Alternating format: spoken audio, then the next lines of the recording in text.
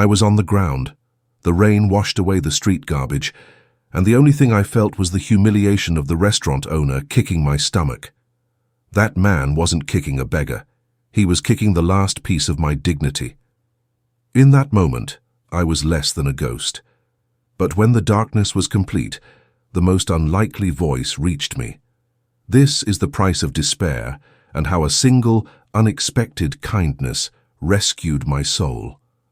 My name is Marcos, and before the street became my address, I had walls, I had keys, I had plans.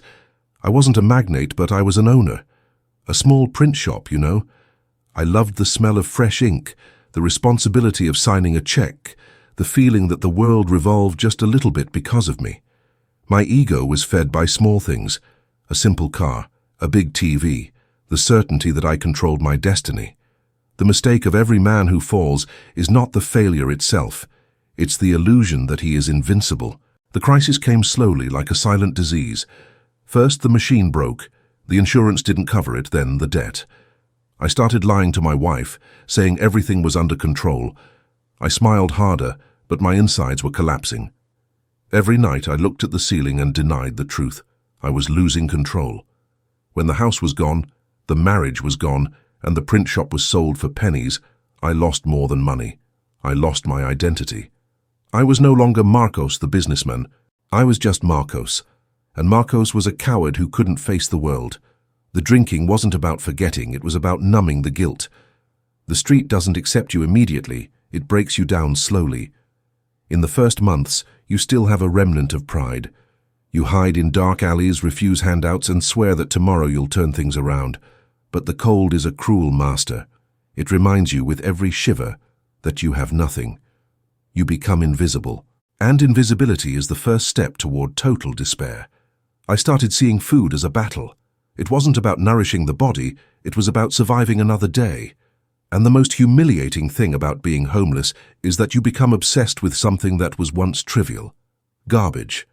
A restaurant dumpster becomes your supermarket. You have to fight the rats, the rain, and the look of disdain from the people who cross the street. I had lost my name, my home, and now I was about to lose my last hope over a plate of spoiled food. It was a particularly cold night. I was trembling, and the hunger was a sharp pain that distorted reality. I dragged myself to the back of that luxury restaurant. Let's call it the Boss. The dumpsters were full of opulent, almost full leftovers. I felt a glimmer of hope. I just need one piece. I started rummaging, fast, desperate, my hands scraping the bottom of the greasy plastic. That's when the service door slammed open. He was a stout man in a suit and tie, his face red with rage. The owner.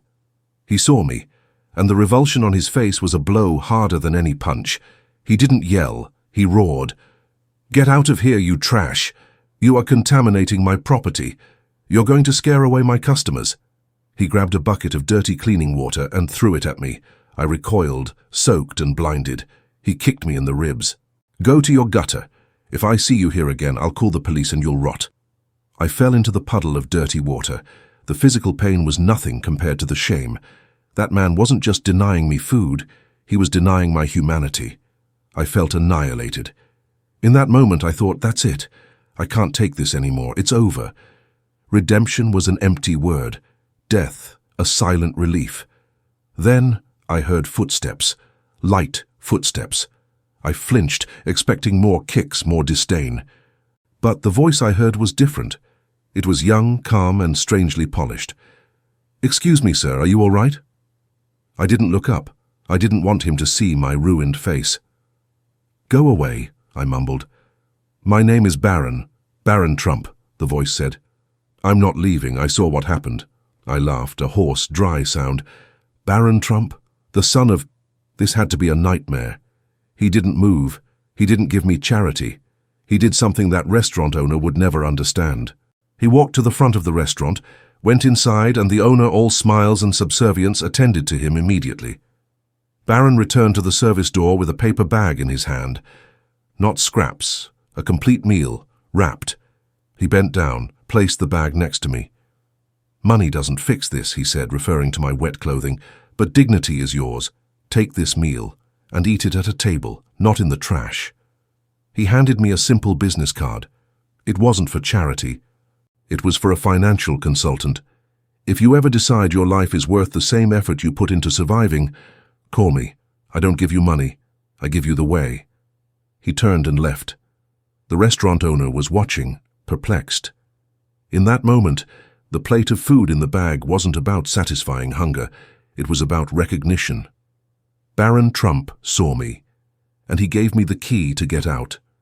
The food gave me strength, but Barron's card gave me something rarer: fear. Fear of trying and failing again. The road was long. I struggled for a week looking at that card. I was addicted to despair. It was comfortable.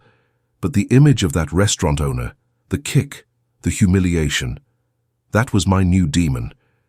I had to face it. I had to honor Barron's kindness. I made the call. Not to ask for a job, but to ask for advice. Barron listened to me without judgment.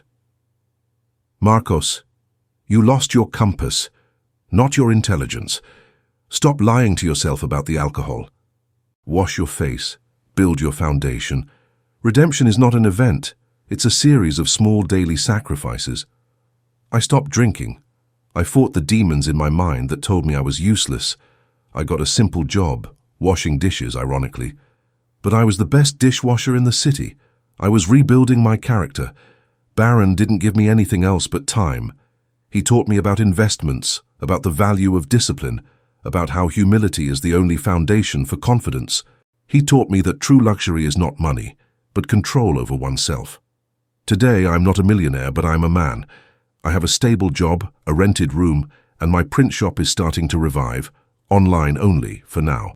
But most importantly, I have dignity. I never saw Barron Trump in person again, but he sent me a message the day he found out I had gotten my first formal job. It read, "A man's worth is measured by how quickly he gets up after being kicked. You are strong, Marcos. Now honor that. If you are out there listening to my story and you feel the weight of humiliation, addiction, or loss, remember this. You are not wasting away from lack of money. You are wasting away from lack of someone who believes in you. And if no one believes, believe in yourself." True redemption did not come when Barron Trump gave me that meal. It came when I decided that the kindness of that day was worth more than my own despair. Redemption is not a gift. It is a choice you make every day by getting up and honoring the human being you were born to be.